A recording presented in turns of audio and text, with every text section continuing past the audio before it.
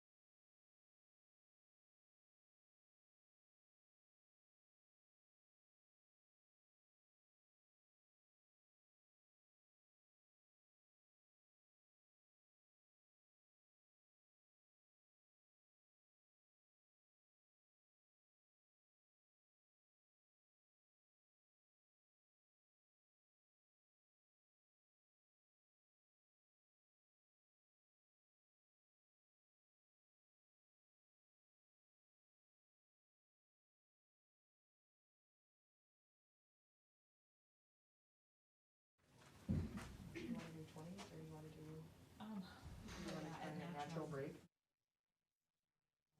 Right, yeah, that's what I was thinking. Probably get through here. Yeah. Somewhere here.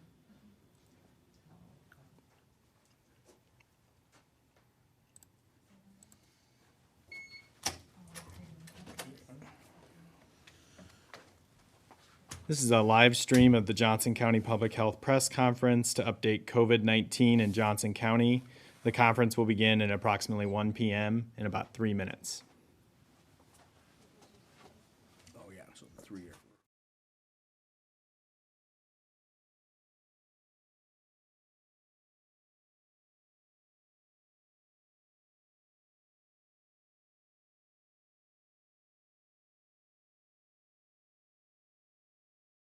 Just checking to make sure y'all can hear me.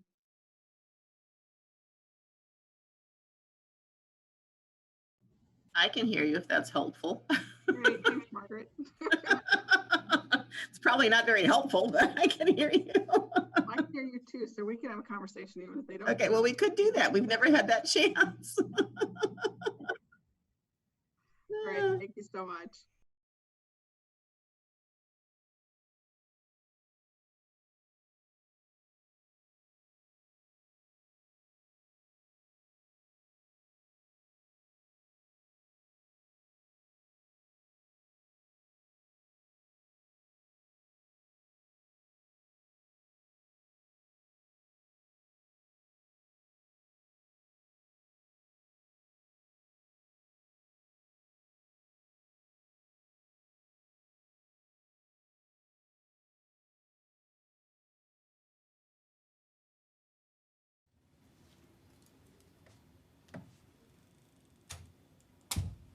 So did the other one come in, or you gotta wait for it yet? You went and got it. Oh. Everybody ready? All right. It's 1 p.m., so we'll get things started. Welcome to the press conference for the Johnson County Emergency Operations Center for Tuesday, April 21st. I'm Kelly Andreessen, Public Information Officer for Johnson County. Thank you to those in the media reporting on this today, and to our community partners who are participating, and to all those in our community who are listening to our live stream today. Just a few reminders. We are streaming this live on Iowa City Channel 4's YouTube page and on the Johnson County Public Health Facebook page. We are practicing social distancing, so we have limited the number of people in the room. And for those purposes, we have a few people participating on Zoom, and then we also do have some speakers who I will be bringing in one at a time. They'll make their statement, and then we'll open it up for questions for that person. And for reporters, if you do have any follow-up questions with an individual that we didn't get to or you didn't get to us, please touch base with me after the press conference and we'll connect you. We are taking questions from reporters virtually. Thank you for your patience and your flexibility. We're learning something new every day and trying something new every day, so we appreciate it. We are starting things off a little differently today. We'll be starting with a statement from Peter Nkumu, who is president of the Congolese community. He will be offering up some comments to the Congolese and general African community here in our area, and he will be providing statements in English, Lingala, and French. So with that, we will get things kicked off, and I will bring Peter in.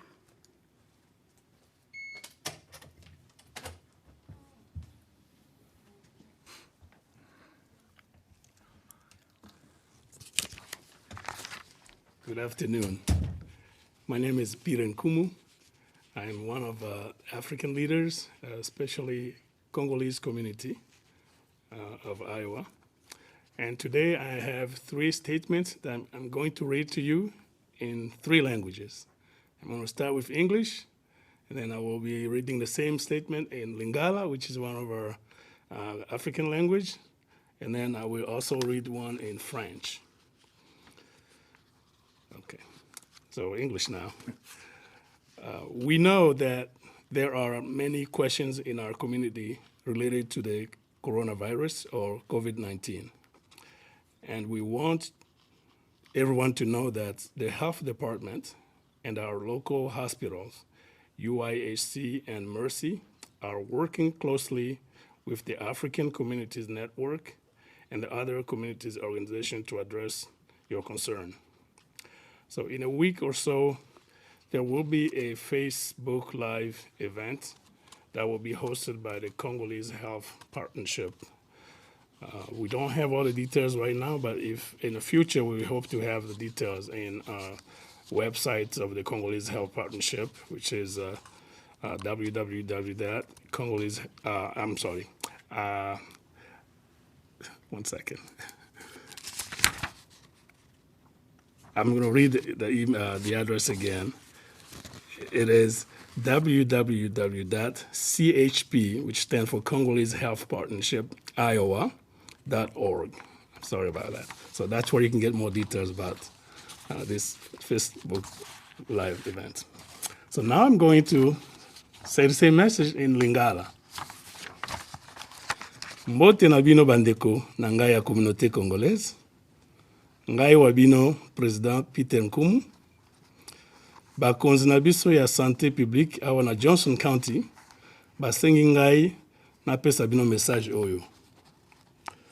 Département ya santé publique elongo na hôpital ya Université ya Iowa, ya hôpital pe ya Mercy, pe na communauté ya biso ba africain nyonso awa, pe na ba organisme mosusu communautaire toza na bango awa, bazali ko bongisa likita to événement muke oyo ekosalema en direct na Facebook ya Congolese Health Partnership. Na poso ekoya to poso mibale pona ko yanola mituna na bino oyo bozana yango na oyo etali makambo ya bokono oyo ya coronavirus to COVID-19. French. Bonjour, chers frères et sœurs de la communauté congolaise, en particulier, et africaine en général. Mon nom c'est Peter Nkumu, président de la communauté congolaise, et je suis aussi membre d'une association dénommée African Community Network. Je viens ici pour vous livrer un message important. En fait, le département de la santé publique de Johnson County travaille en collaboration avec l'hôpital de l'Université d'Iowa, l'hôpital Mercy d'Iowa City, l'association des communautés africaines, ainsi que certains organismes communautaires de la place pour organiser un forum live qui sera sur Facebook de Congolese Health Partnership dans les jours à venir, où on va répondre aux questions qui vous préoccupent en ce moment concernant le virus COVID-19. Pour savoir plus sur certains détails de ce forum, visitez le site web de Congolese Health Partnership, www.chp.iowa.org. Merci.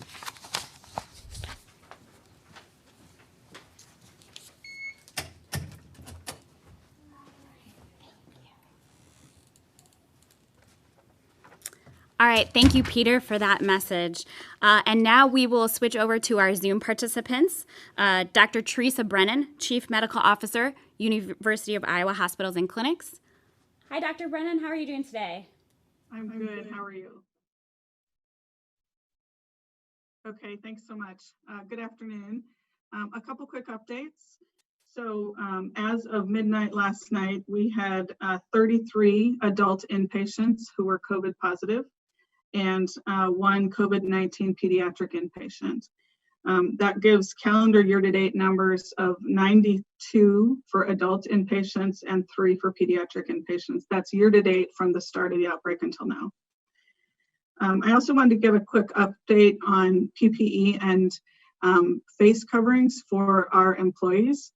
As you know, we have completed face shield distribution to all of our faculty and staff who are working on site, either on our campus or at any of our healthcare locations. We believe that the face shield is the best protection for our employees. It gives a solid barrier covering the eyes, the nose, and the mouth, and it prevents people from touching their face. It's also reusable and can be easily and frequently cleaned throughout the day. We have purchased many of these face shields, but have had hundreds of donors that have made face shields for us, and we are very grateful for that. In compliance with the CDC's latest recommendations about all employees on a healthcare campus having a face covering, we are beginning today to have all of our employees who have a face-to-face interaction with patients use a medical grade mask in addition to their face shield. For those staff who do not come in contact with patients during their day, we will allow them to be wearing cloth masks. Many of our employees have cloth masks of their own, but some do not. And because of that, we are looking to increase our supply and would be very grateful and welcome donations from the public. Information about how to donate can be found on our website, uihc.org. Again, we are so appreciative of the community and how the community has risen up and helped us and our employees and our patients to get through this outbreak. We are so grateful. Thanks so much.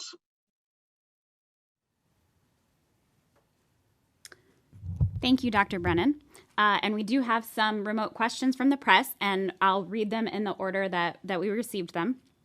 The first one is from Zach Smith from the Press Citizen. Have there been any changes to the process hospitals are using to decide whether a patient receives a COVID-19 test? And please enumerate what that decision-making process is currently.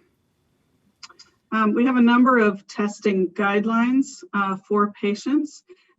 We have not changed those in the last several days. They are based on the patient's symptoms, are in line with the Iowa Department of Public Health and the CDC. We also offer an opportunity for our physicians to test when people don't fit the guidelines. Those tests are done based on the availability of testing and are really a small number of the tests that we perform. In addition, we have been testing patients who are asymptomatic who are going to undergo procedures that could have a potential for aerosol generation, which would put our faculty and staff at risk as they're taking care of those patients.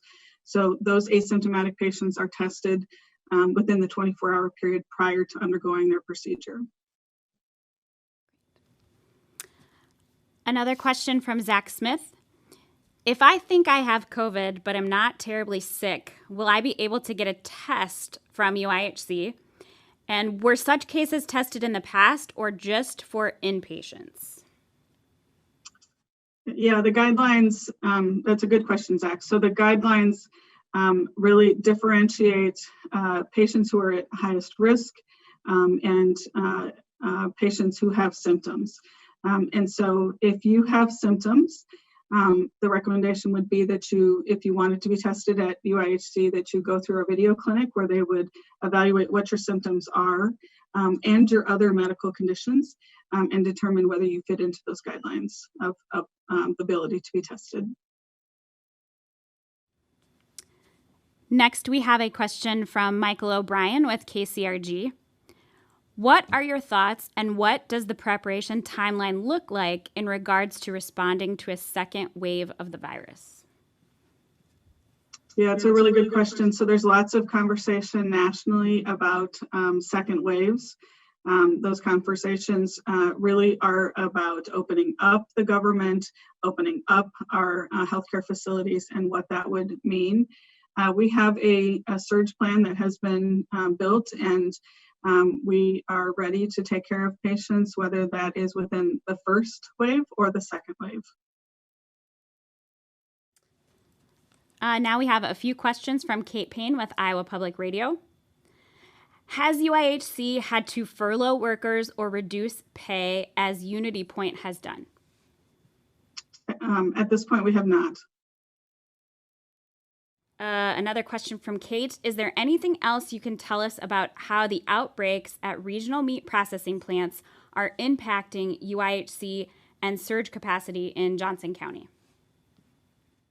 What I can tell you is that patients choose to get their health care at the facility of their choice. And if those patients choose to get their health care with us, certainly we would take care of them. And then remember, one thing to remember is that most patients do not require hospitalization with COVID-19. If the patient comes to us for their health care and they have COVID-19, no matter where they acquired it, they would be enrolled in our home health treatment program. One more question from Kate. For the UIHC employees who have tested positive, can you tell us about how they're doing and their health outcomes? I don't have any specific data. Those people are our patients, just like any other patient, and we would respect their privacy. All right, we have a question from Travis Reese with KWWL. Has UIHC considered COVID-19 testing for uninsured patients, and how much does the test cost out of pocket? And if so, would the university cover any of those costs? We are testing patients no matter their payer. I don't have specific information regarding the cost of the test, but we could certainly follow up with you if you can provide information after the briefing. All right, a few questions from Sarah Watson with the Daily Iowan. Could you give us any updates on how many staff members have tested positive for COVID-19 and precautions staff are taking?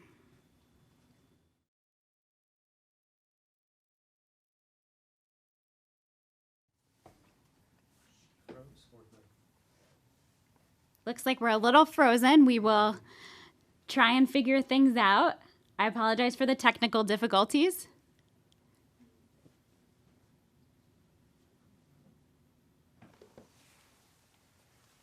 It looks like we are experiencing some difficulties on Dr. Brennan's end potentially.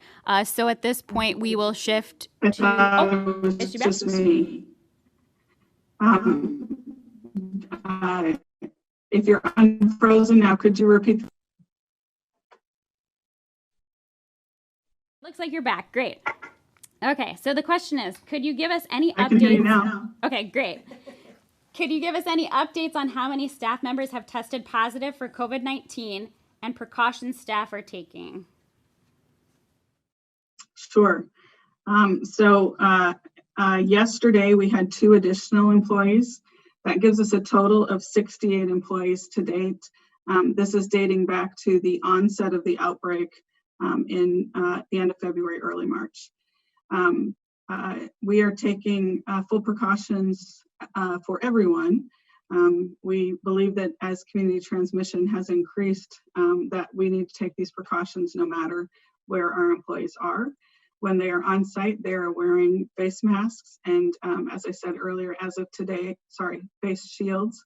And as I said earlier today, we are beginning to roll out face masks as well. So those who are in patient contact will be wearing medical masks in addition to their face shield. and those that do not have contact with patients will be wearing cloth masks as they are available. We continue to stress cleaning, hand washing, social distancing in order to keep our faculty and staff safe. Great. 2 more questions from Sarah with the Daily Iowan. The AP reported that the UI had entered a contract with the state to develop a COVID-19 model, and that the results of which were intended for internal use and not for distribution until 2021 unless approved by the state epidemiologist. Could you tell us more about the reason to wait to publish those models? I am not aware of this contract. This was asked actually last week as well. I don't know if that contract was with the hospital or the university, but as an employee of the university hospital, I'm not aware of that contract. One last question from Sarah. Is UIHC exploring antibody testing? And if so, what is the importance of antibody testing and where are you at in that process? We are exploring antibody testing. We are considering it for use, clinical use, and also for research use. As you know, and as you've heard recently in the media, there are patients who have been exposed to and have developed antibodies to COVID-19 without developing any symptoms. So the serologic test or the antibody test really looks at whether a person has had that exposure and then developed antibodies to COVID-19. We believe that that means that they have some immunity. We don't really know at this point in time what that immunity consists of, whether it's long-term, whether it's short-term, whether it's full immunity or partial immunity. But the serologic test would tell us whether those antibodies exist in that patient. We are in the process of developing and acquiring the equipment to be able to do this. Great. It looks like we haven't received any additional questions, but as you know, we have a little bit of a lag in the video feed. So we'll just give it a couple seconds and see if we get any additional questions. Sure, no problem.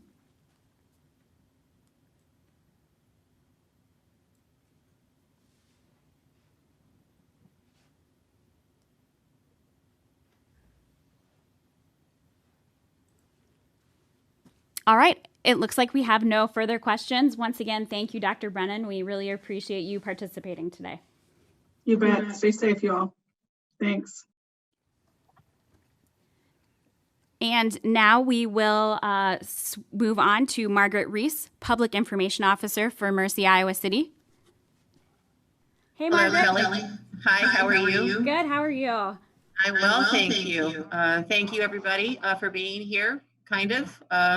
I can't see you, but I know you're out there. I just want to remind everybody again that prevention is critical, and it's one thing that each one of us can do to help all of our providers, neighbors, friends, family, colleagues, and community by doing our part to keep others safe. So as of 8 a.m. today, Mercy, Iowa City had 8 patients, inpatients who had tested positive for COVID-19, and we're here for that reason, and 6 who were awaiting results of their tests as inpatients. And this is day 44 of Mercy's COVID-19 response. This week, we began a new process to disinfect our N95 masks using germicidal irradiation or UV lights to extend the usage of those critical N95 masks. And we plan to disinfect these after each shift in which they are worn to provide another layer of protection for our staff. This initiative was undertaken by one of our physicians in collaboration with a couple of faculty members in the UI College of Engineering, which is just another example of the community coming together at this time to find solutions to problems and to critical shortages.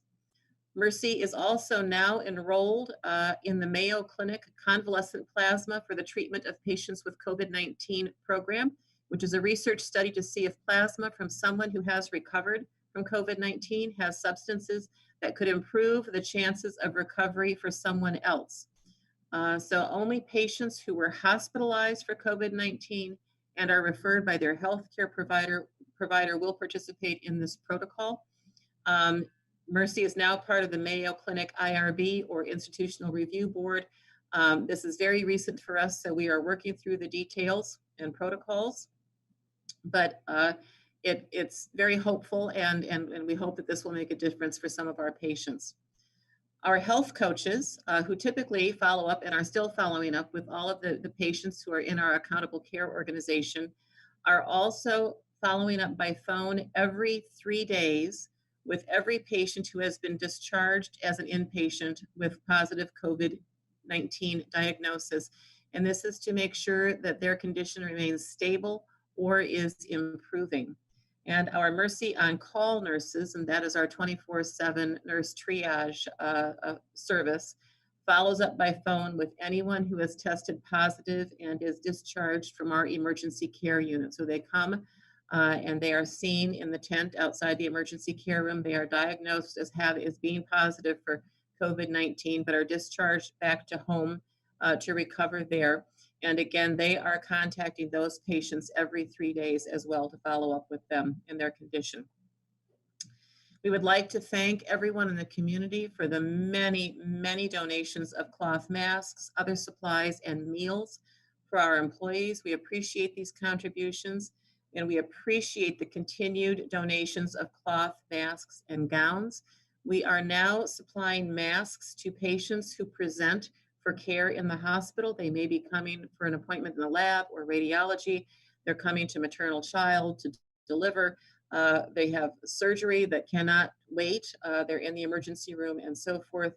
And to the visitors who come who screen negative for COVID-19, because we still allow one healthy adult to visit a patient. We can have one in the building at one time, as long as they screen negative.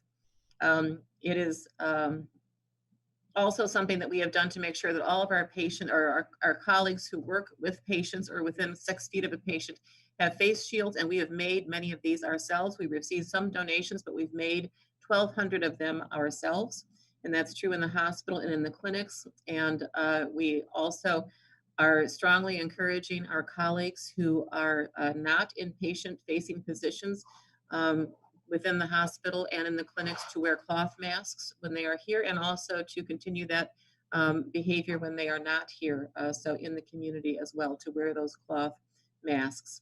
And again, we are encouraging people always to stay calm and to stay home and to practice that social distancing, to wear a cloth mask when you are out in public, to wash your hands and clean surfaces often, and follow all of the precautions, because by doing so, you are making a positive difference in slowing this virus for everyone.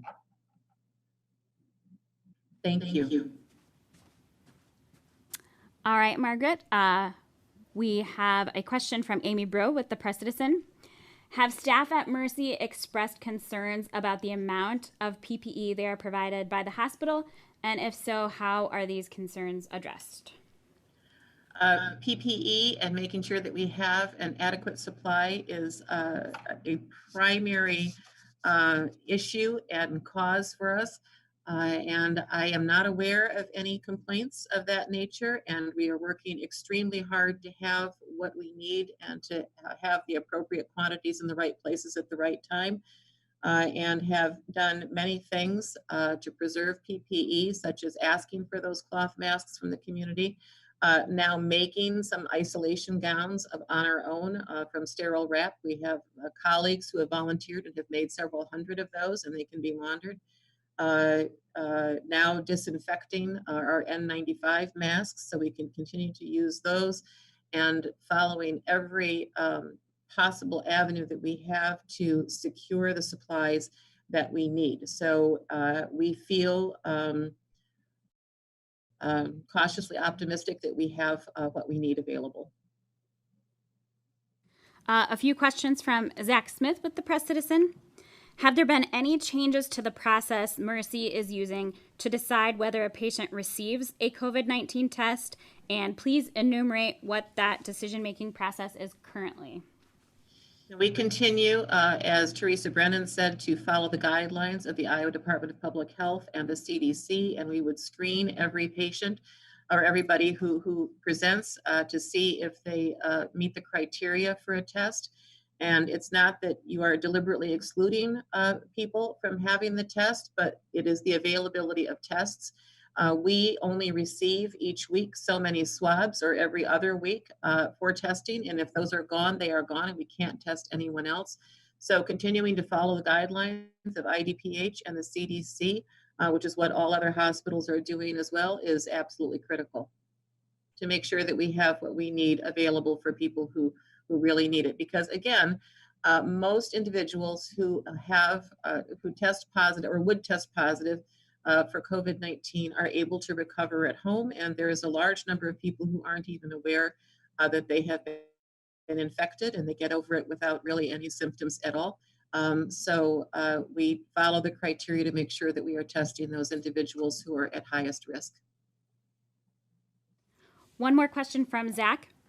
If I think I have COVID, but I'm not terribly sick, will I be able to get a test from Mercy? And were such cases tested in the past, or just for inpatients? No, we test people who never become inpatients, but you need to be screened before you can be tested, and that's true everywhere. And so we would ask you to call your provider and discuss with them over the phone your symptoms, and they would decide whether or not you needed to be tested and then direct you to the appropriate location. And if a person does not have a provider, then we would encourage you to call our Mercy on Call nurse triage system, and they would link you up with a provider. But a person needs to have a medical order in order to have a test. We have a few questions from Kate Payne with Iowa Public Radio. Has Mercy had to furlough workers or reduce pay as Unity Point has done? We have not at this time, no. Also from Kate, is there anything else you can tell us about how the outbreaks at regional meat processing plants are impacting Mercy and surge capacity in Johnson County? We are not aware of any dramatic impact. We know that there have been patients referred to our drive-up testing and acute respiratory clinic, or the ARC, for tests, but I am not aware of numbers or anything like that. What we have done is, for our Mercy Family Medicine Clinic in Columbus Junction, is to deliver PPE testing swabs and supported them with an additional provider. But we are not aware of a large influx of need at this time. One more question from Kate. For any Mercy employees who have tested positive, can you tell us about how they're doing and their health outcomes? We have had 4 since the beginning. We believe that those have been community spread. They are all recovering at home or have recovered at home, and that's that. We have a question from Travis Reese from KWWL. UIHC doctors told us recently they want to get each one of their inpatients on one of the possible vaccines they're testing. Does Mercy also want to get as many people as possible on plasma treatment, or will there be a control group to test its effectiveness? Well, as I said, we have just recently enrolled in the Mayo Clinic convalescent plasma for the treatment of patients with COVID-19 research study, and within just the last couple of days. So that's very new to us. And if it is an appropriate treatment, and if a patient meets the criteria, and if the plasma is available, we will absolutely want to administer that as appropriate. And a follow-up question from Travis related to that. Does Mercy feel that it will get enough plasma donations for that treatment? The donation of plasma, again, is it's not totally simple thing. It's not complicated. However, patients who are eligible to donate plasma must be symptom-free for 2 weeks following their testing positive, and that test must be confirmed by their provider. A positive test result is not adequate. It needs to be confirmed by their provider. And then the patient's provider must invite them and refer them, if they are appropriate, for the plasma study to donate plasma. And there are protocols to follow and a process for this, and we are working through the details because, as I said, this is very new to us.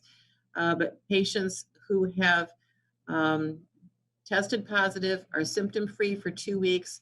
The test is confirmed by their provider, and they're appropriate to be referred. If all those things fall into place, then it is possible for them to donate the plasma.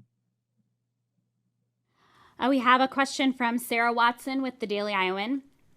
Do you have an estimate of how many tests you're conducting in a week at Mercy? I do not have an estimate of how many we are conducting in a week at Mercy. I can tell you that since this began, we have tested a total of 150 who have been positive, the vast majority of whom have recovered or are recovering at home. So we have done hundreds because it seems that about 10% of the tests that we conduct end up with a positive result. That's just an estimate, but I don't know the total numbers so far. Thanks, Margaret. It doesn't look like we have any additional questions, but again, because of the video lag, we're going to give it a couple of seconds to see if we get any more. Okay, thank you. Mm-hmm.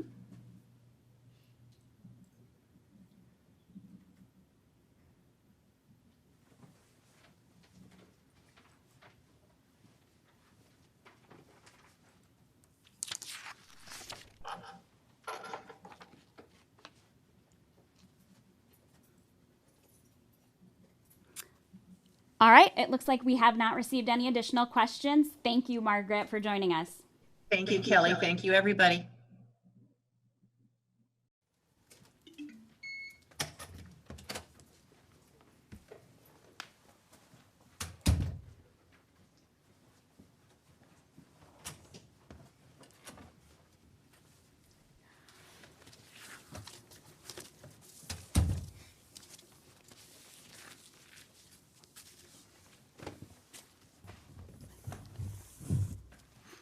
All right, now we have Sam Jarvis, Community Health Manager with Johnson County Public Health. Good afternoon. Short statements today, but this week has been proclaimed National Volunteer Week, and we wanted to take a moment to thank everyone and all of our volunteers in the county and everyone else stepping up to assist their friends, families, and neighbors. The past several weeks have been and will continue to be challenging for everyone as we continue to stay at home. But the outpouring amount of support and volunteerism we have in our area is amazing. So thank you to everyone who's helping out in every way that they can. Today, our Johnson County numbers state that we've got 303 confirmed cases, with 106 of those individuals recovered to date. And with that, I will take any questions.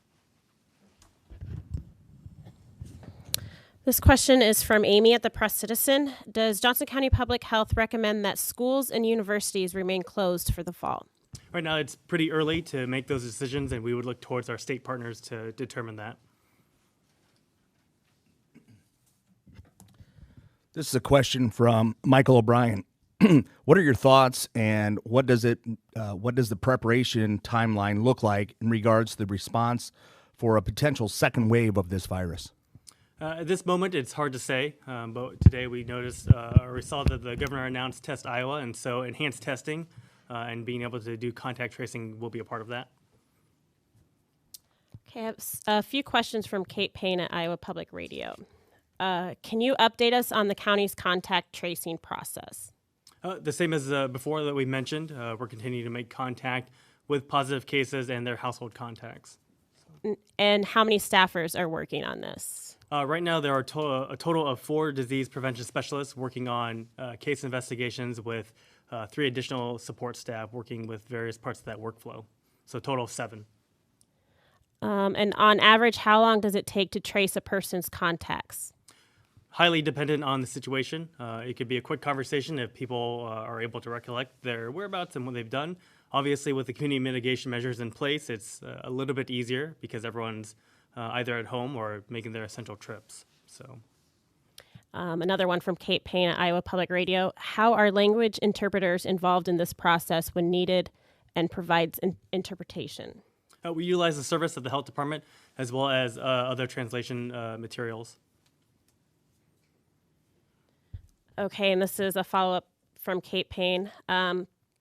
For contact tracing, has the definition of close contact changed? And please explain how it may have changed.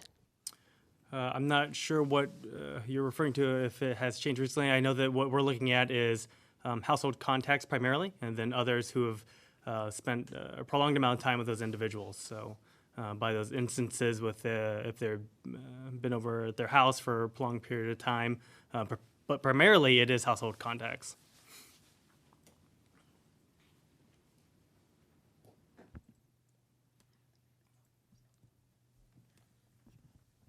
Here's one from Travis Breeze with KWWL. Can you share anything about contract tracing with UHIC or UIHC healthcare employees? As always, and as we've mentioned before, we keep that confidential. We would refer those questions to our hospital partners. Yeah. Does it? So based on that, does it look like these cases on the university campus could be tied to one location, or are they community? Right now, there's no concerns of that. Again, I would defer those questions to the university. We have a question from Michael O'Brien at KCRG. What are your thoughts, and what does the preparation timeline look like in regards to responding to a second wave of the virus? Again, like I said, pretty early to tell, but enhanced testing and contact tracing will be a part of that.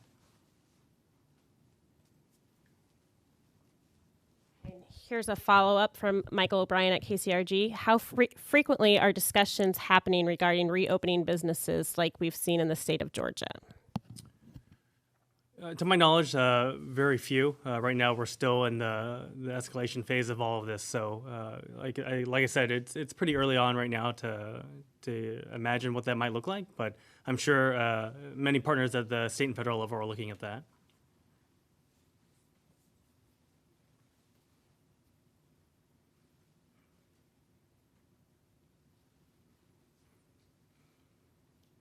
So it looks like those are the questions that we've received for you, Sam. But again, given the video lag, we'll give it a couple seconds. Sounds good.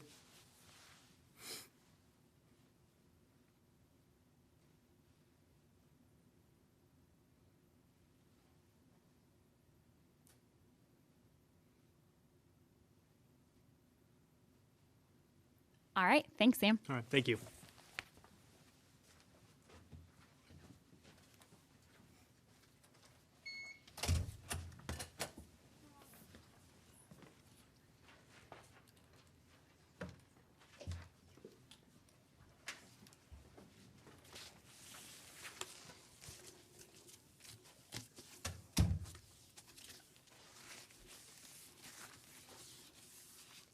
All right, now we have Kate Klapstad, Clinical Services Manager with Johnson County Public Health. Thank you, Kelly. We are aware that individuals and families in our community are experiencing increasing financial strain during this pandemic. We want to ensure that the community is aware of resources available to help you through this difficult time. Even if you have not used local, state, or federal assistance in the past, you may be eligible to take advantage of services and assistance now, especially if you've recently lost income. So I want to give you a little bit of information about a few services and programs that are available to those who qualify. The first is WIC, available through the Johnson County WIC Clinic at Johnson County Public Health. The Special Supplemental Nutrition Program for Women, Infants, and Children, or WIC, provides nutritious food, baby formula, nutrition education, and breastfeeding support. The food provided by WIC is accessed at local groceries with a benefit card. WIC is for low-income pregnant women, breastfeeding and postpartum women, and children up to age 5. You can work and still get WIC. Eligibility is based on income and family size. You can continue to get cash assistance or SNAP benefits, food stamps, while receiving WIC. As a matter of fact, if you receive SNAP or are on Medicaid, you automatically qualify for WIC. You can get WIC even if you are not a citizen. For anyone concerned about public charge, WIC is not included in public charge, and families can feel safe in utilizing WIC even if they're not a citizen. You can find eligibility information on our website at johnson-county.com/WIC, W-I-C. You can call the Johnson County WIC Clinic to sign up or ask questions. That number is 319-356-6042. We're completing all visits by phone to keep families and staff safe and physically distant. Another benefit that you might be eligible for is SNAP benefits or food stamps. It provides financial assistance to purchase groceries at grocery stores, farmers markets once those open up again. And you can find out more at dhs.iowa.gov. Finally, if you've experienced a change in your insurance coverage, you might be eligible for programs like Medicaid or Hawkeye. Medicaid is a health insurance program based on income that provides comprehensive coverage, including dental coverage for children. You can see if you qualify and sign up for Medicaid by visiting dhs.iowa.gov. And Hawkeye provides health and dental coverage for children of working families. The income eligibility guidelines are slightly higher for Hawkeye than for Medicaid, so if you don't qualify for Medicaid, you might qualify for Hawkeye. No family pays more than $40 per month, and some families don't pay any premiums at all. Dental-only coverage is available if you have health insurance but not dental insurance. If you live in Johnson or Iowa counties and have children under the age of 21, call us for help in determining if you or your family qualifies for Medicaid or Hawkeye. We're happy to talk you through that. The number to call is 319-325-2781. These are just a few of the resources available to the community. You can visit our Johnson County website at johnson-county.com/COVID, COVID, for a list of other resources, including emergency financial assistance programs available. We recognize that families are under a lot of strain right now, and we are so proud of how the community has come together to support each other to get through this together. We could use your help now in getting the word out to families who may need these resources. Thank you, and I'll take any questions that you have. So Kate, in particular with WIC benefits, typically in the past you have had in-person visits and those types of things. How would someone access those benefits? Say someone who's new, how exactly do they receive those WIC benefits since nothing's being done in person anymore? That's a great question. Thank you for asking that. We're doing everything by phone. And like I mentioned, the actual benefits are on a card. So we're doing a curbside pickup, or we're happy to put that in the mail for you. We will make sure that you get it in a physically distant and safe way. And all you need to do is call us. So if you're wondering about eligibility, other detailed information, go to our website. If you just want to speak to a person, please give us a call. It's 356-6042. We're happy to talk you through it.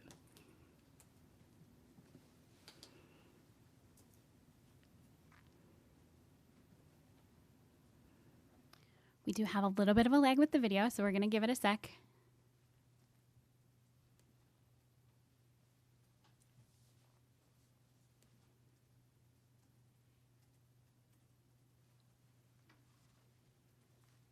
All right, thank you very much.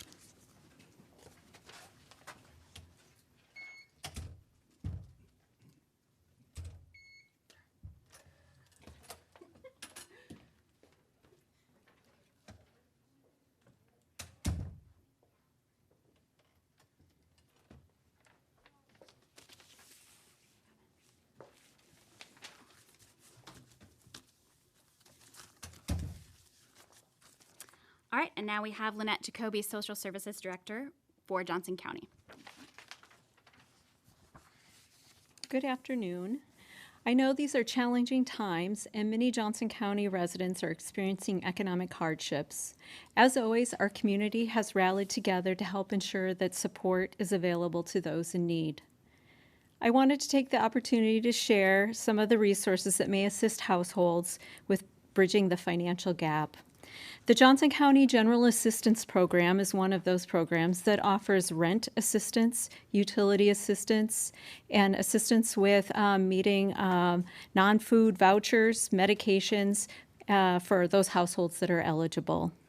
Eligibility varies, but for more information on this program and To contact somebody to complete an application, contact 319-356-6090 or visit our website at www.johnson-county.com/SS. We're taking all applications by telephone now or via email. Additional local resources offering emergency assistance for various needs include the United Way of Johnson County Community Disaster Fund. Emergency assistance is available for rental assistance, utilities, and other needs families have identified during the COVID crisis. Community Crisis Services is also accepting applications and services for rental assistance and other emergency needs. Applications are accepted Monday morning between 9 and 11 a.m. The Low-Income Home Energy Assistance Program provides financial assistance for heating bills for eligible applicants. The application deadline has been extended for this program until May 31st. For more information and to complete an application, call HACAP at 319-739-0100. Additionally, the Iowa Department of Human Services offers several assistance programs. You just heard Kate talk about SNAP benefits and Medicaid. Additionally, the Iowa Department of Human Services provides assistance for child care and cash assistance through the Family Investment Program. To apply, visit dhs.iowa.gov/how-to-apply. Or contact the local DHS office at 319-356-6050 for assistance with an application. Another great partnership in our community involves the 4 area food pantries that have teamed together to provide delivery throughout all of Johnson County. Households in need can contact the Central Delivery Request Line at 319-519-6165, Monday through Friday, 9 to 5. Delivery is generally made within 48 hours of a request. Seniors who are needing food assistance, those 60 years and older, may receive frozen meals delivered to their home once weekly through the Horizons Meals on Wheels program. For more information on that program, visit or contact 319-338-0515. I've provided a lot of numbers and a lot of websites here, so rest assured that this is all posted and available on the Johnson County Social Services webpage. Again, that website is www.johnson-county.com/SS. There you'll find a listing of many additional local food resources, along with the financial supports mentioned here today. On that website, you'll also find the Johnson County Resource Directory, which is a comprehensive directory of social service supports in our community. There's also a weekly jobs list that contains local employment opportunities, and this is updated weekly. Individuals needing assistance identifying and accessing necessary services may reach out to the Johnson County Social Services Navigator, Steve Nakazel. And Steve can be reached at 319-356-6090. I encourage folks to continue to check back to this website. We'll update these flyers on a regular basis. The services and resources available are changing rather frequently, and so we anticipate there'll be additional supports forthcoming. Thank you. I'll take any questions at this time. This question is from Sarah Watson at the Daily Iowan. She actually has a couple questions. One, could you give us an idea of how many people are applying for some of these assistance programs? With Johnson County General Assistance, the assistance program offered through the county, we have not really seen an uptick yet in services. We serve approximately 900 households annually. And so I've not really checked to see this last week. We've not really seen an uptick. So that's why we really want to make sure that folks are aware that this resource is available. We're here to offer supports for folks. And so we really hope that you all will help spread the word. Second question from Sarah. Are these resources like the Johnson County General Assistance Service available for students living off campus as well?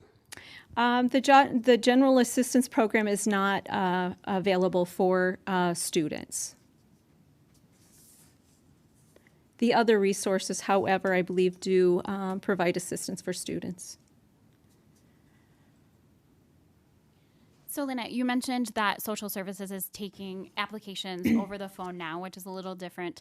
Are there specific hours or days of the week that you're accepting those applications? Yep. And if so, could you give a little information on that? Right, you bet. So our regular office hours are 8 to 4:30. Staff are working remotely. However, they have everything at their fingertips. So sometimes it requires a phone call, leaving a message, and then the general assistance staff or the social services navigator will do a return phone call. If an individual doesn't have access to phone services, we can make accommodations to ensure that that phone call can get connected right away without the need to leave a message. Applications and documentation, we're increasing our flexibility in terms of how that's submitted. And we've also loosened some of our guidelines with regard to, for general assistance regarding the need for job searches. So we're really working to adapt our program and the requirements to assist as many households as possible right now.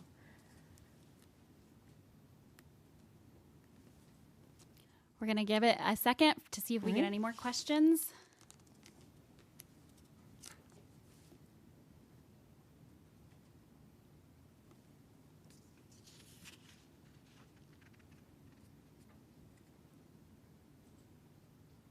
All right, thank you. All right, thank you.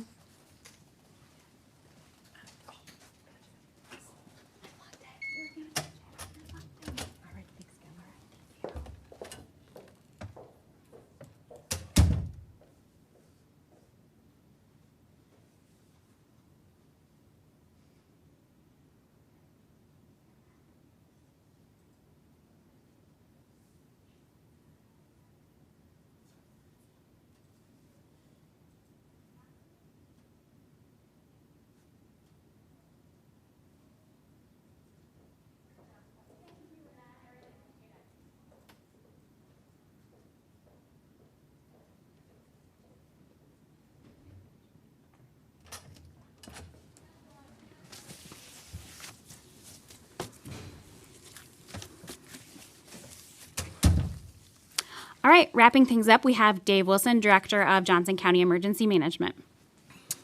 Good afternoon, everyone. Thanks for being here again. This is day 45 of the response for Johnson County Emergency Management, Public Health, and the hospitals. And I'd just like to reemphasize the partnerships have been key to this. The preparedness all along has been good, and we've had that level of preparedness just because Johnson County is no stranger to disasters, both natural and, other types like H1N1, SARS, Ebola, all these other public health scares we've had in the past. Through that, we developed a lot of partnerships like you've seen today with public health, social services, the 3 hospitals, you name it. School districts have been great to work with, et cetera. So we're at day 45 of this, and we feel like things are going along pretty well. Are we shocked that we're seeing more positives? No. Are we alarmed by that? No, we're really not. We're using that barometer as our healthcare facilities so that we know what's going on in those long-term care centers and if we're having outbreaks in those or not, and what's going on in our hospitals if they're unable to keep up with the patient load, and that's not the case here locally. So again, all of our partners have stepped up to the plate, done a great job responding to this, and to that end, we wanted to say thank you.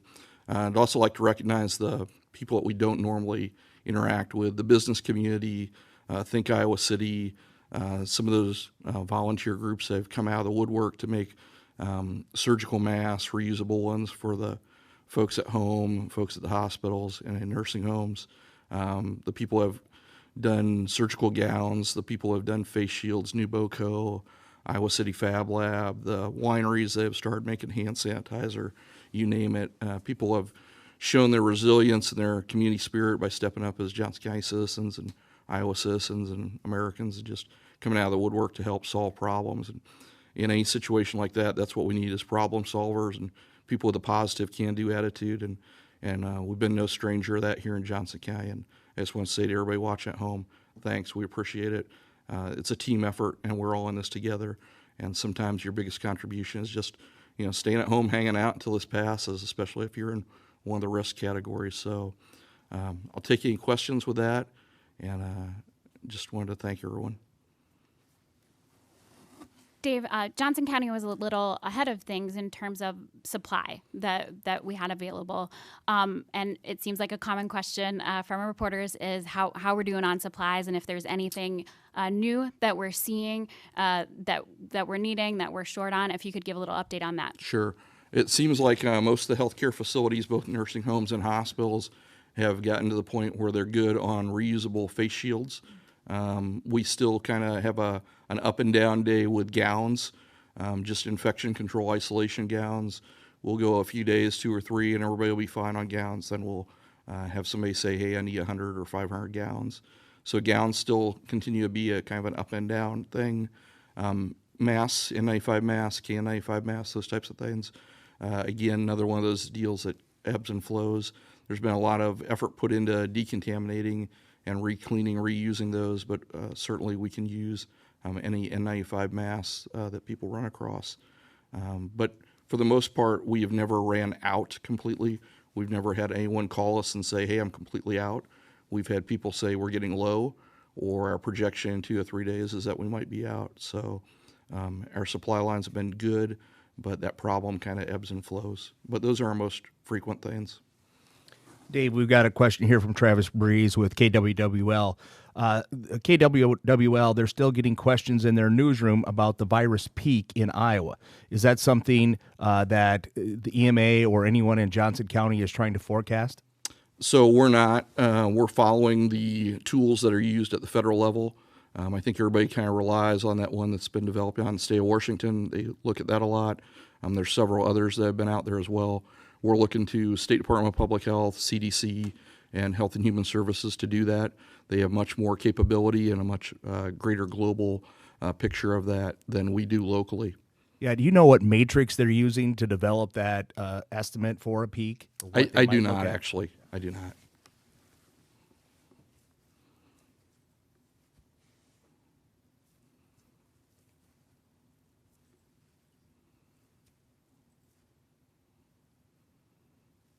All right. Thank you, Dave. Thanks, everyone.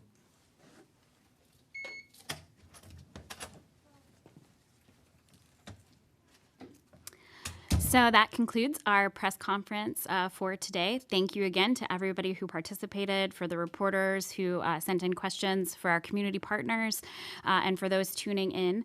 Our next scheduled press conference will be next Tuesday at 1 p.m., and it will be broadcast live on Johnson County Public Health Facebook and City Channel 4's YouTube. Thank you.